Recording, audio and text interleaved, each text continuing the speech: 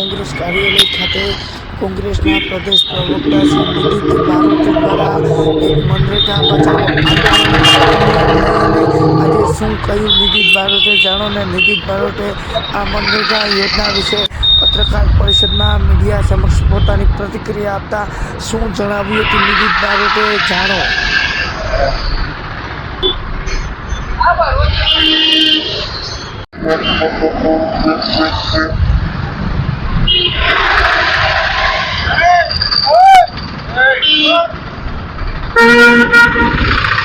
क्या भाई तुम्हारा मोबाइल फोटो ले लीजिए देखो अब बूम न देखाई रख दे भाई जरा हां हां धरना प्रदर्शन विरोध प्रदर्शन आवेदन पत्र तो ओलाમાં તો મોકલી છે હા ઓલામાં છે કોવિડ વખતના 1,11,000 કરોડની વાત નથી થઈ. બધાના પૈકી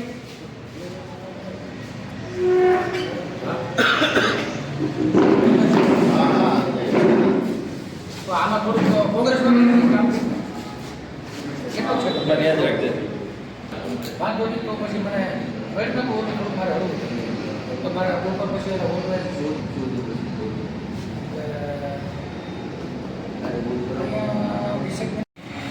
ઓકે,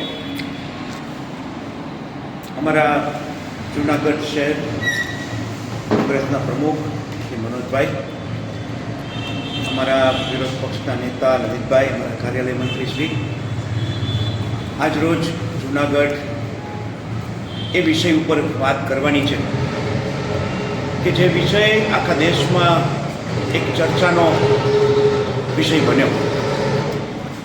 દુનિયાના બધા દેશની અંદર કોઈને કોઈ રોજગારલક્ષી યોજનાઓ ચાલે.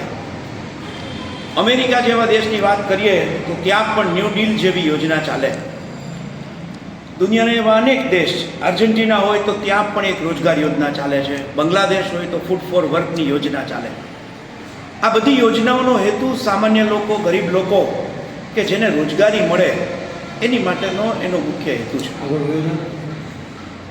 ભારતની અંદર પણ ડૉક્ટર મનમોહન સિંઘની જ્યારે સરકાર હતી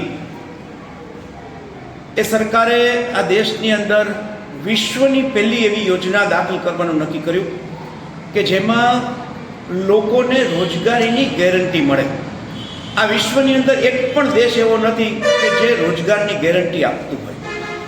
મનમોહન સિંહજીએ દેશના તમામ લોકોને સાથે રાખવાના ભાગરૂપે આની જે સ્થાનિક સમિતિ બની, જેને આપણે સ્ટેન્ડિંગ કમિટી કહીએ, એના અધ્યક્ષ તરીકે ભારતીય જનતા પક્ષના આગેવાન નેતા એ કલ્યાણસિંહને રાખ્યા હતા. ઉદ્દેશ પણ એવો હતો કે આ યોજના એ માત્ર કોંગ્રેસ સરકારની યોજના નહીં, સમગ્ર દેશના ગરીબ લોકોની યોજના સાબિત થાય એમની માટેની યોજના હતી. એમના અધ્યક્ષ પદે ભારતીય જનતા પક્ષના આગેવાન એમને સ્વીકારીને પણ કોંગ્રેસના વડાપ્રધાને આ નિર્ણય કર્યો અને વિશ્વની પહેલી રોજગારની ગેરંટી આપતી યોજના દાખલ કરી. મહાત્મા ગાંધીએ આઝાદી પહેલાં અને આઝાદી પછી બંને વખતે એવું કીધું હતું કે દરેક વ્યક્તિને રોજગારી મળે ત્યારે દેશ સાચી રીતે સ્વતંત્ર થયો કહેવાય. અને મનમોહન સિંહજીએ આ યોજનાનું નામ મહાત્મા ગાંધી સાથે જોડી અને મનરેગા શરૂ કરાવી. આ મનરેગા માત્ર કાગળ ઉપરની યોજના નહીં, 30,000 કરોડના બજેટથી શરૂ થયેલી આ યોજના આજે 1,04,000 કરોડ બના બજેટ સુધી પહોંચી. આપણને એમ થાય કે આ યોજનાથી શું ફાયદો થયો હશે, તો એક નાનકડું ઉદાહરણ આપી શકાય કે કોવિડ વખતે જ્યારે સૌથી મોટા રોજગારીના પ્રશ્નો હતા ત્યારે આ દેશની અંદર મનરેગામાં 1,11,000 કરોડ રૂપિયાની જોગવાઈ થઈ અને એટલા ખર્ચે લોકોને રોજગારી આપવામાં આવી. છેલ્લા 10-12 વર્ષની અંદર સૌથી વધારે રકમ કોવિડ વખતે 1,11,000 કરોડ જેટલી મનરેગામાં વપરાઈ. એનો અર્થ એવો થયો કે મનરેગા યોજના ગરીબમાં ગરીબ, છેવાડામાં છેવાડા વ્યક્તિને ઉપયોગી થાય એવી યોજના હતી. વર્તમાન સરકાર એની આદત મુજબ જે રીતે યોજનાઓના નામ બદલવા, એ યોજનાના ભાગરૂપે આ યોજનાનું પણ સરકારે નામ બદલવાનું નક્કી કર્યું.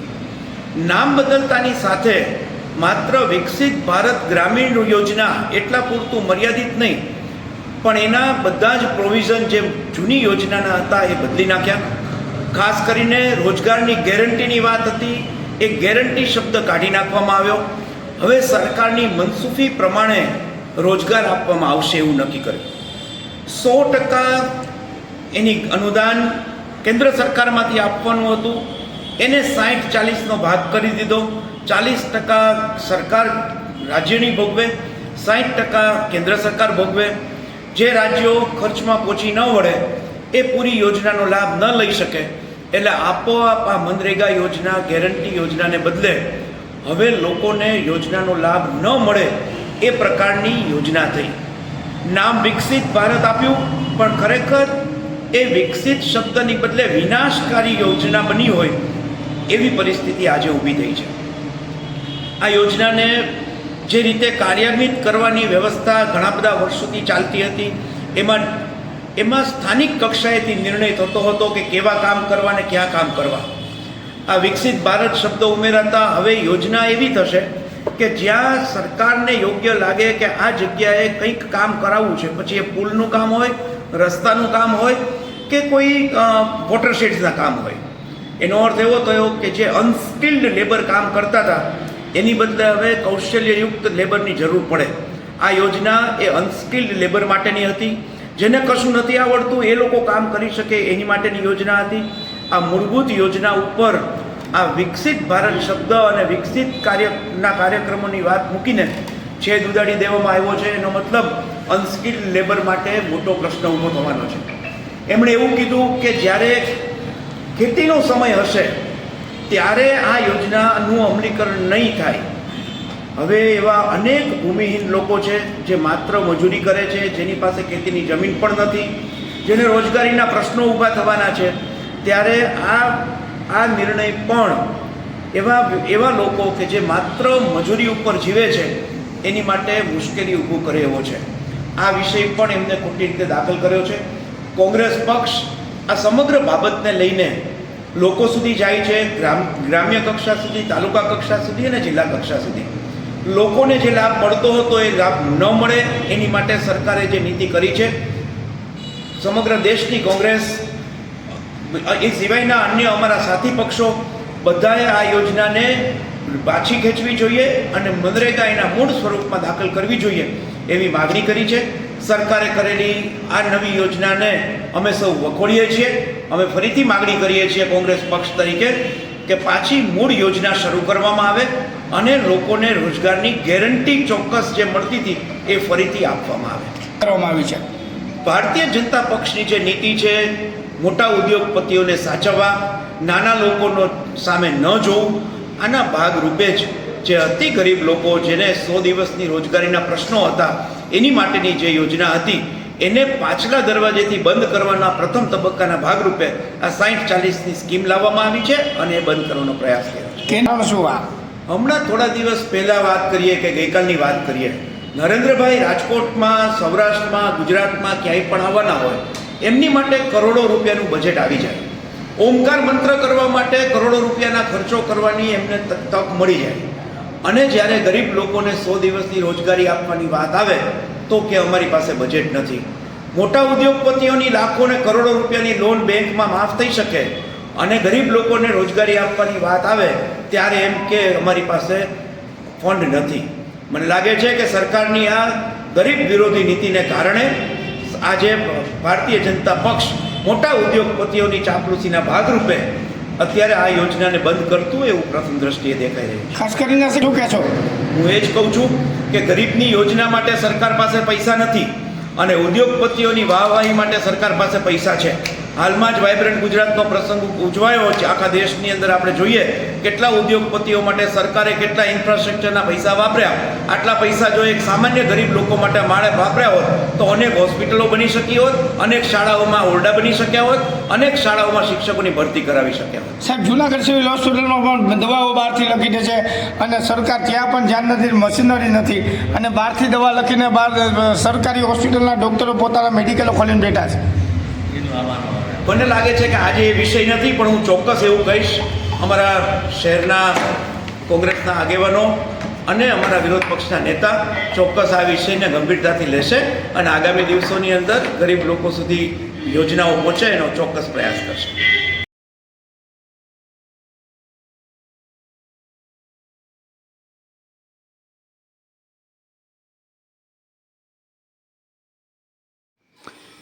જૂનાગઢ શહેરમાં એક સમયની ખૂબસૂરત અને શાનદાર અભિનેત્રી પરવીન ભાભી એના મહેલનું કરાયું ડિમોલેશન. કોણે અને શા માટે ડિમોલેશન કરાયું તે પણ એક વેધક સવાલ ઉઠવા પામ્યો છે. અને જૂનાગઢ ભાભી વંશની વારસદાર હતી ને પરવીન ભાભીના પિતા નવાબના દિવાન હતા અને દિવાન ચોક ખાતે પણ આજે પણ ભવ્ય અને વિશાળ મહેલની પ્રોપર્ટી જર્જર ખડે અડીખમ ઊભી છે.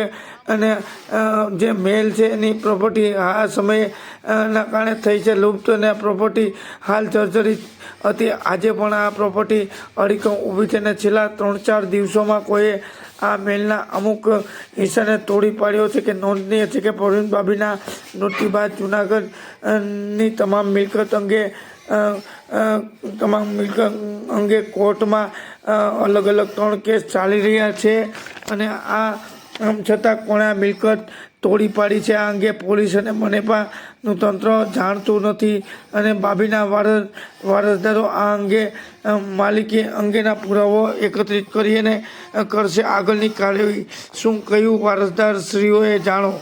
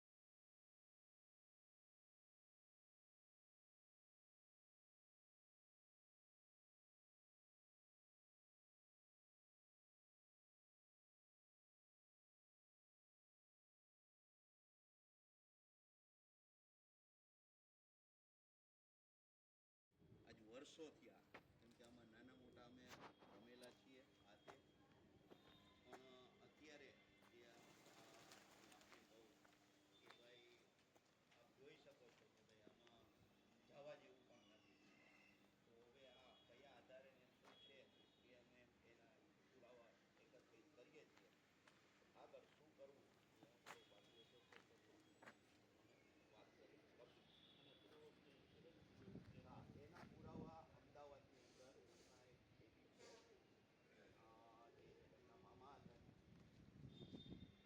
એમના મામા હતા એમના પાસે છે. હવે એને આગળ જાણ કરશું.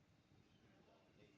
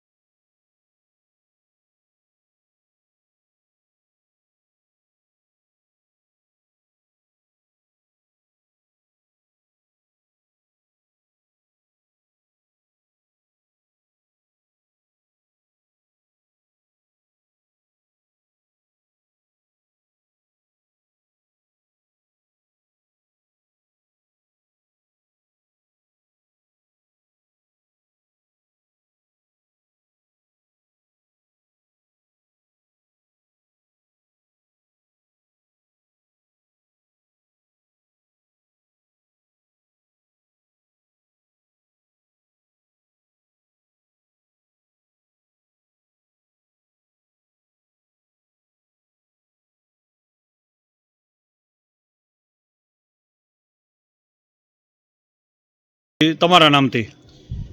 જુનાગઢથી અખિલ બાબી વાત કરું છું. આ જે મિલકત છે પરવીન બાબીની મિલકત આવેલી છે એ આખી અહીંયા હું નાનો મોટો થયો છું, પહેલાંથી રમેલો છું, બરાબર. જમ્મા દાદીમાં વખતથી વાત છે. પરવીન બાબીના જે મમ્મી હતા અને એ આજે ડિમોલેશનમાં મતલબ પાડી દીધી છે. તો આ કયા શું છે શું નહીં એ ખબર નથી. આના રેકર્ડ પુરાવા હજી આધાર હજી અમારો કેસ ચાલે છે. આમાં કોર્ટમાં બધા 3 કેસ ચાલે છે અને તંત્રએ આમાં ડિમોલેશન કરેલ છે પણ શું છે શું નહીં એ કોઈને કાંઈ જાણ કરેલી નથી. બાબી એસોસિએશનમાંય ખબર નથી અને આનું કોઈ ટ્રસ્ટ નથી બાબીનું, બરાબર. અને કોઈને કાંઈ જાણ કર્યા વિના આ ડિમોલેશન થઈ ચૂક્યું છે. તો આ જે મિલકત છે એ પરવીન બાબીની એક યાદગીરીના નામ ઉપર છે અને આજ વર્ષો થયા કેમ કે આમાં નાના મોટા અમે રમેલા છીએ હાથે. પણ અત્યારે જે હું આપને કહું કે ભાઈ આપ જોઈ શકો છો કે ભાઈ આમાં જવા જેવું પણ નથી. તો હવે આ કયા આધારે ને શું છે એ અમે એના પુરાવા એકત્રિત કરીએ છીએ. આગળ શું કરવું એ અમારું બાબી એસોસિએશનમાં અમે વાત કરીને કરશું. આના પુરાવા ક્યાંય છે તો એવું ધ્યાનમાં છે? એના પુરાવા અમદાવાદની અંદર એમના એક બેબી છે જે એમના મામા હતા એમની દીકરી એમના પાસે છે. હવે એમને આગળ શું કરવું એ શું નહીં એ પછી અમે જાણ કરશું પુરાવા.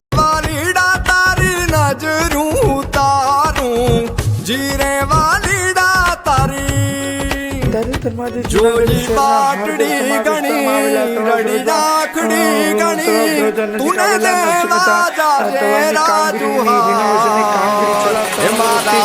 બ્યુટિફિકેશનની કામગીરી ચાલુ હતી. હાલ બ્યુટિફિકેશનની કામગીરી છે તે હવે પૂર્ણ થઈ ચૂકી છે. ત્યારે આજે શહેર કોંગ્રેસ છે તે ફરી જેલમાં આવી હતી અને શહેર કોંગ્રેસના મનોજભાઈ જોશીને તેમની મહિલા ટીમો પણ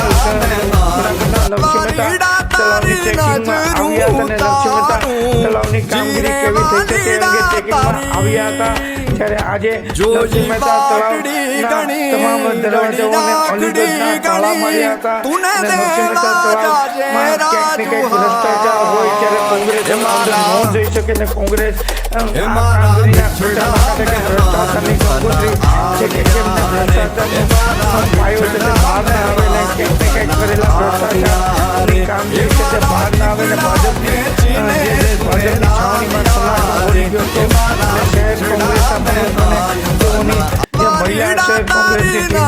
જેલમાં આવી ગઈ હતી અને શહેર કોંગ્રેસની ટીમને તળાવે પહોંચતા જ ગેટને તાળા અલીગઢના તાળા મારી દેવામાં આવ્યા હતા અને ત્યારે શહેર કોંગ્રેસના બહેનો અને ભાઈઓએ સખત વિરોધ કર્યો હતો અને શું કહ્યું મીડિયા સમક્ષ જાણો।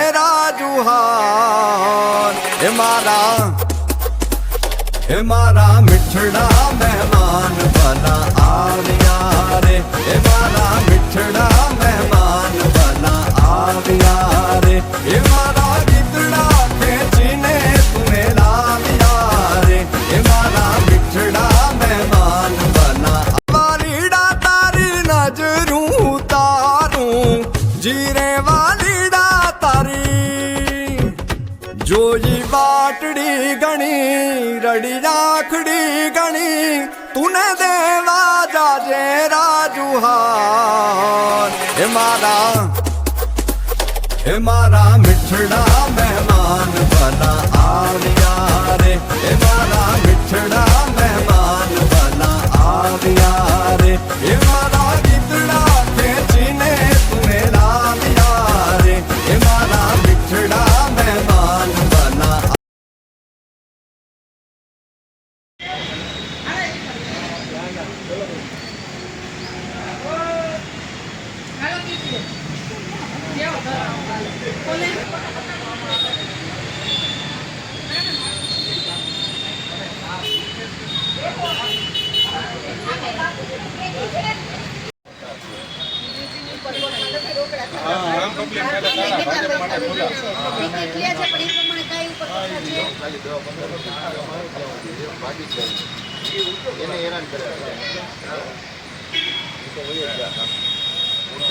ભાજપ માટે તો અલ્પેશ ચાવડાની સ્વાગત કરવા ઉભે હામાં ખુલી જાય હામાં વાહ ફૂલ લઈને ઉભે આવો એમ આપણા હાટું તાળ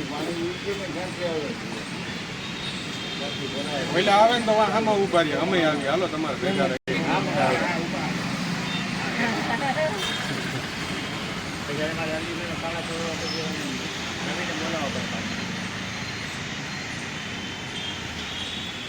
હું આમ આવતો રહું આગળ કપાયા જાય રીબીન જ કપા આવડી લેઝર થોડું જોઈએ હથોડી લઈએ ને ભાઈ હથોડી થોડી જોઈએ તમારાથી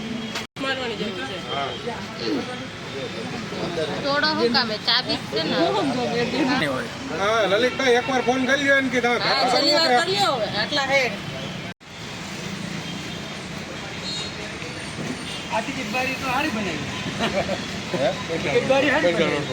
રોકડા કરવાનું છે એ બધા ભાજપના કેસ તમે નવા આવ્યા તમે દેખાતા જ નથી શારદાબેન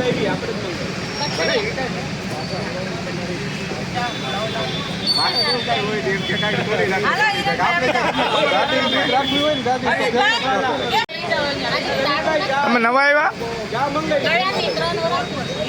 તમે દેખાતા જ નથી શારદાબેન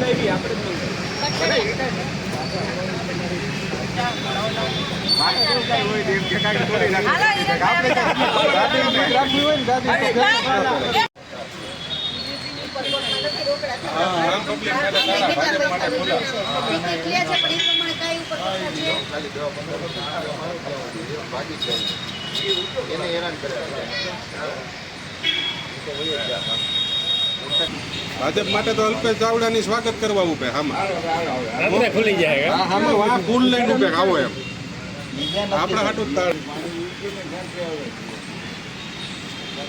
એટલે આવે ને તો વાહ હામાં ઉભા રહીએ અમે આવીએ હાલો તમારે ભેગા રહીએ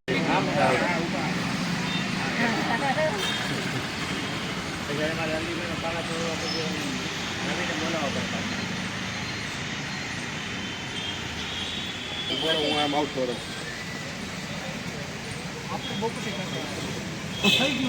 આગળ કપાયા જાય રીબીન જ કપા આવડી લેઝર થોડું જોઈએ હથોડી લઈએ ને ભાઈ હથોડી થોડી જોઈએ તમારાથી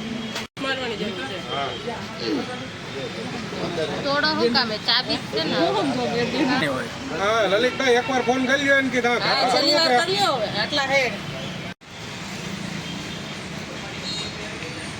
આ ટિકિટ બારી તો હારી બનાવી ટિકિટ બારી હારી રોકડા કરવાની છે આમાં 6 મહિનામાં લગભગ તાળું જ મારવાનું એ બધાને ભાજપના કેસ પર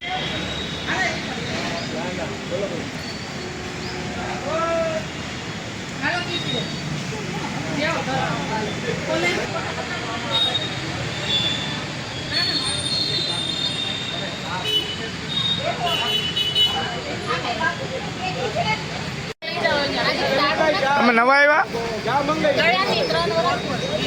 તમે દેખાતા જ નથી શારદાબેન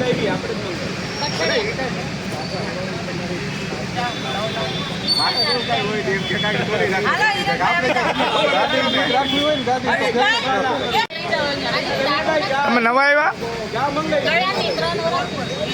તમે દેખાતા જ નથી શારદાબેન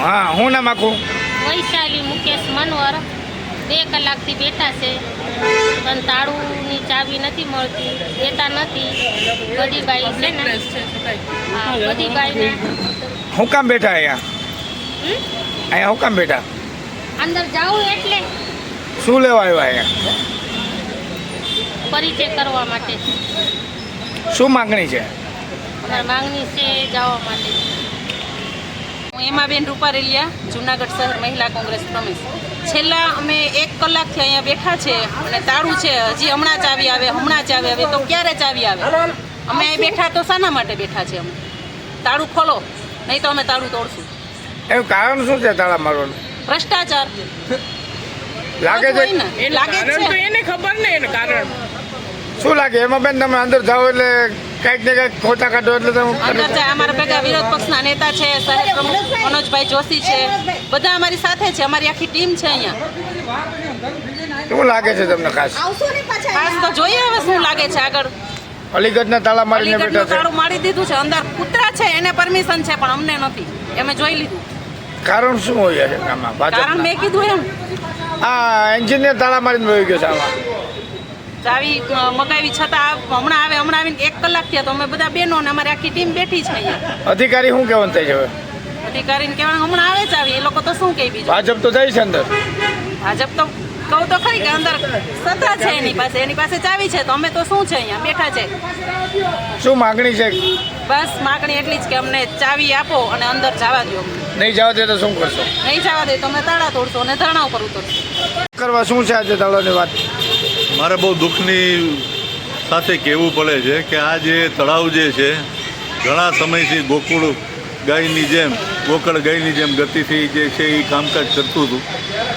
ઘણા બધા ભ્રષ્ટાચારનો આક્ષેપો છે આની સામે ક્યારે ઉદ્ઘાટન થવાનું છે એ ખબર નથી અમને એવું જાણવા મળે છે કે ક્યાંક માર્બલની અંદર જે ફિટિંગના ને એને 2-3 વખત પ્રોબ્લેમ થયા છે કૂવામાંથી પાણી ભરે છે તળાવનું બરાબર છે ને તળાવની અંદર જે પાણી ભરેલું હતું એ નર્મદેશ્વરના વોકળાની અંદર આ પાણી વયું ગયું તો આ બધી મોટી ખામીઓ જે છે એ જોવા માટે અમે અમારી ટીમ સાથે આજરોજ અમે જે છે એ આ નરસિંહ મહેતા તળાવની મુલાકાતે આવેલા હતા પણ આવતા વેત આગોતરી જાણ જે છે થઈ જતાં કોર્પોરેશને અહીંયા તાળું મારી દીધેલ છે બરાબર છે જેથી અમે કોઈ જોઈ શકીએ એમ નથી અમે બીજા ગેટે પણ જતા હતા કે ભાઈ આ ખરેખર અમે જોઈએ કે આ બધું ખરેખર શું છે પણ બીજા ગેટને પણ તાળો જે છે એ મારી દીધેલ છે દુઃખની વાત છે કે કરોડોના ખર્ચા થાય છે તો પ્રજાને પણ ખબર પડવી જોઈએ કે આ જે છે એ કઈ રીતના જે છે આ તળાવ જે છે એ લોક ઉપયોગી બનશે કે નહીં મારી પ્રાર્થના છે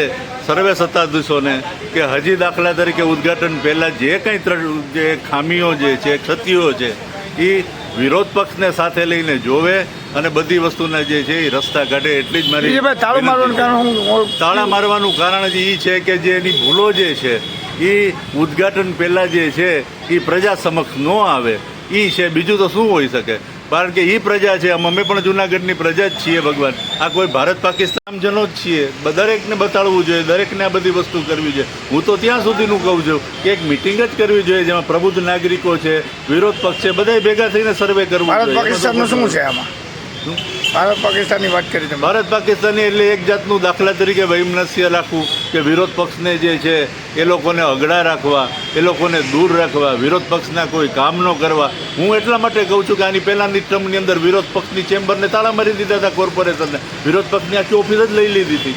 બરાબર છે કે આ રીતની કામ ન થાય. પ્રજાના પ્રતિનિધિ જ્યારે જીતે ત્યારે તમામ પ્રજા જે છે એ સમાન હોવી જોઈએ, આ વસ્તુ ન હોવી જોઈએ.